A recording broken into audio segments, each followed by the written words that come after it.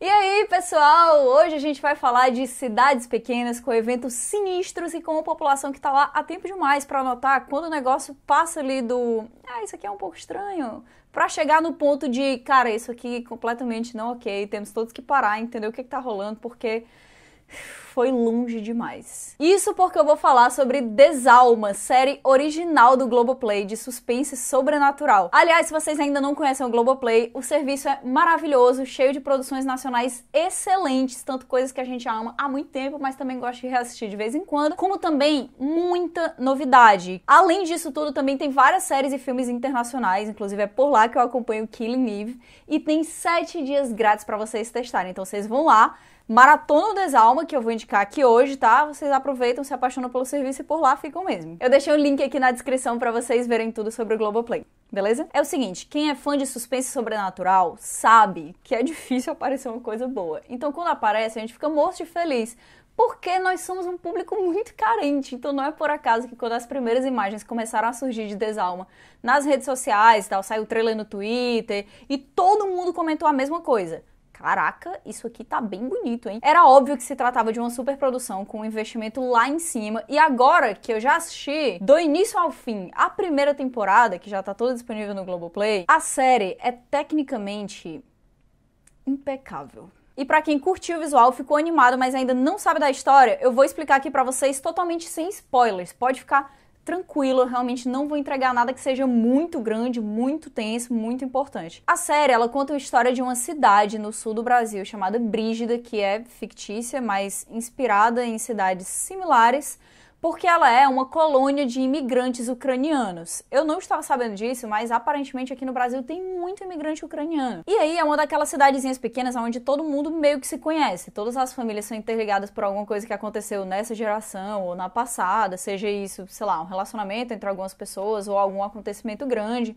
E é onde as pessoas normalmente nascem, crescem e continuam por lá o resto da vida. Daí a gente começa sendo apresentado a Giovana, que está se mudando de São Paulo para essa cidade junto com as duas filhas dela depois do suicídio do marido. Esse marido dela se chama Roman, e o Roman cresceu em Brígida. Ele tem toda uma história lá, toda uma coisa, mas ele não contou basicamente nada pra Giovana. Quando elas chegam na cidade, elas acabam sendo expostas a vários aspectos da cultura ucraniana, como a culinária, o idioma, que ainda é falado por várias pessoas lá, mas principalmente aos aspectos ligados a crenças pagãs dessa cultura, como, por exemplo, as malcas, que é uma das primeiras coisas que a gente descobre lá, que é essa lenda de mulheres que morreram afogadas, começa tranquilo, né, já, e que voltam para encantar os vivos, atraindo eles para a morte, mais ou menos como acontece com sereias, mas elas são espíritos que aparecem nas florestas, com formato de mulheres e tal, um negócio bem sinistro. Além dessa lenda das malcas, a gente também ouve falar muito em um festival que chama Ivana Kupala. Esse é um dos maiores eventos da cultura eslava e é um festival que comemora o solstício de verão.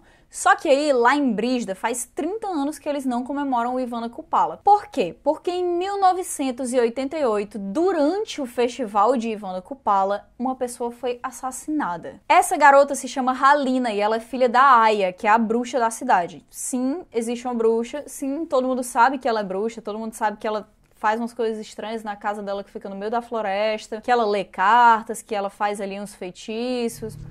O que você chama de bruxa? Uma mulher que sabe tudo.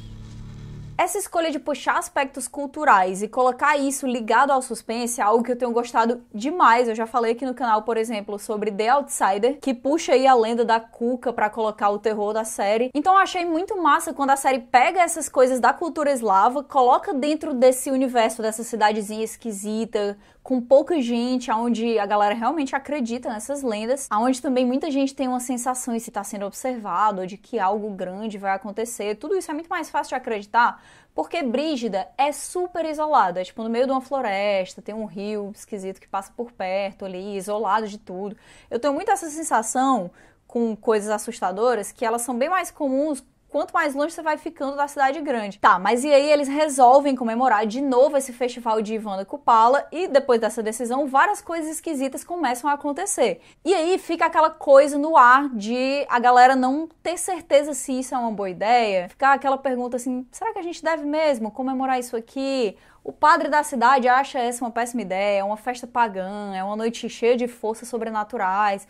talvez seja melhor a gente deixar pra lá. E aí, nesse contexto, a personagem da Cláudia Abreu, que é a Ignis, começa a ter experiências curiosas, pra não dizer completamente assustadoras, com o filho dela. E isso adiciona a Ignis na nossa tríade de personagens que eu considero principais, personagens que estão aí à frente dessa trama.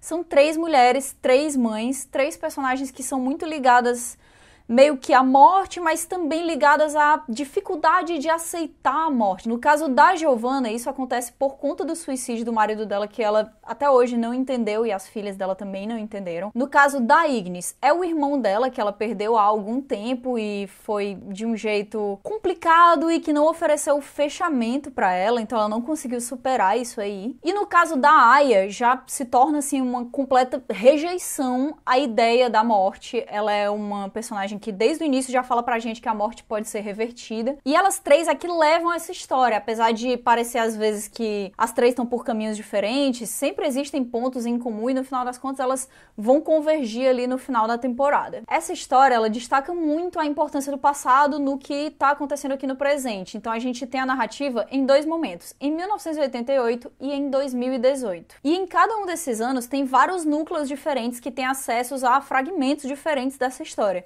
Tanto de tudo que aconteceu em 1988 e que causou o que a gente começa a assistir ali em 2018, até tudo que tá rolando atualmente em 2018 e que a gente também tem que descobrir o que é que vai acontecer no final da temporada. Essa primeira temporada de Desalma, ela tem um início um pouquinho lento, né? Demora um pouco pra pegar no ritmo. Dá pra ver que a Ana Paula Maia, que é a criadora da série e a roteirista, ela quis apresentar com muita calma essa cultura ucraniana, essas lendas, o próprio ambiente ali de Brígida, que é bastante diferente, e também colocar pra gente algumas regras desse universo. Pra quem não sabe, a Ana Paula Maia veio aí da literatura, ela é uma escritora de mistério muito conhecida, muito premiada, e essa é a estreia dela como roteirista. Então ela conseguiu construir muito bem aquele ambiente de Brígida, as regras daquele lugar, a gente consegue entender como é que as coisas funcionam ou não funcionam por ali, e isso é um grande mérito da autora, mas eu ainda acho que o diálogo, talvez por puxar muito aí dessa herança literária dela, ele ainda pouco natural. Isso acaba me incomodando um pouco, assim, tem muita gente falando português super correto, falando eu a vi, eu a encontrei, eu não sei aonde posso encontrá-la. E isso tira um pouco da naturalidade pra mim. Mas eu acho também que é porque eu tô muito acostumada com a maneira como a coloquialidade funciona dentro do nosso idioma.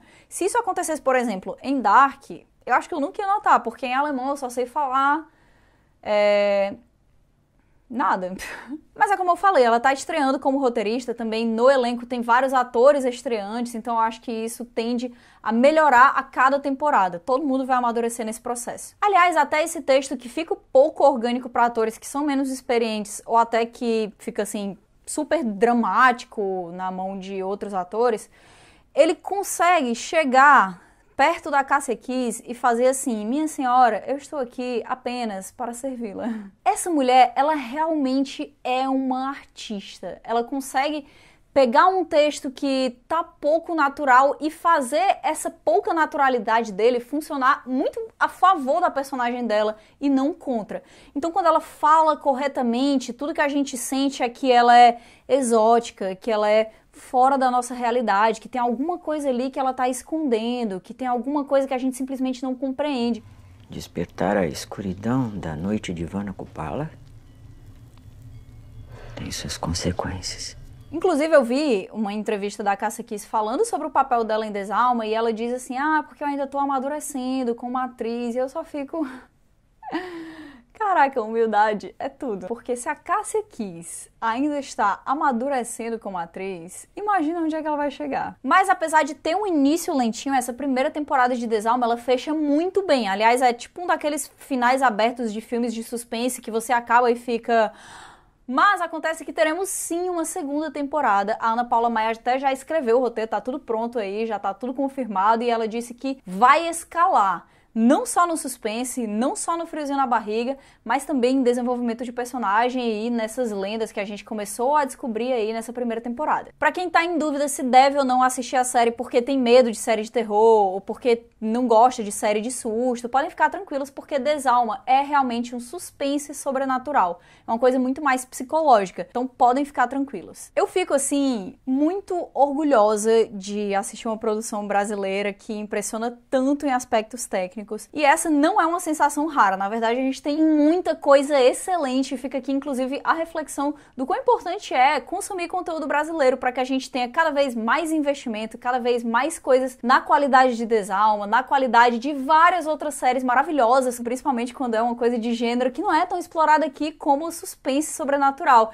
que eu estou caçando constantemente em todos os lugares, e que massa que isso apareceu aqui na nossa casa. Mas é isso, gente. Vocês já assistiram Desalma? Vocês curtiram a série? Me falem aqui nos comentários se vocês vão seguir a dica, se vocês gostam dessas séries mais assustadoras e querem que eu também tente comentar aqui no canal, talvez mais sobre algumas delas. Bom, eu vou ficando por aqui e a gente se encontra na próxima. Tchau, tchau!